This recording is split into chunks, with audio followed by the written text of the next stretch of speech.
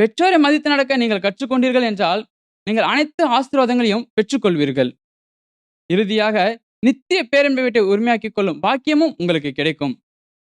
என் பெற்றோர் ஏழையா இருக்காங்க, கிராமவாசியா இருக்காங்க, படிப்பறிவு இல்லாதவர்களாக இருக்காங்க, நாகரிகம் இல்ல, பண்பாடு இல்ல, பார்க்க கண்ணுக்கு நல்லவங்களா இல்ல என்று சொல்லி அவர்களை உதாசீனப்படுத்தாதீர்கள்.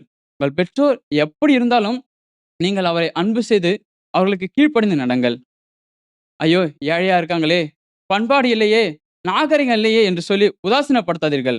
அப்படி நீங்கள் உதாசீனப்படுத்தீர்கள் என்றால், ஆசீர்வாதத்திற்கு பதில் சாபத்தையே பெற்றுக்கொள்வீர்கள்.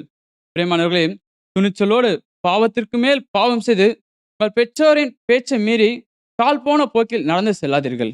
அப்படி சென்றீர்கள் என்றால் அழிவை காண்பீர்கள். கட்டளைகளை கடைபிடித்து கடவுளுக்கும் மனிதருக்கும் உகந்த பரிசுத்த வாழ்வு வாழ்ந்து ஆசீர்வாதத்தை பெற்றுக்கொள்ளுங்கள். Praise the Lord.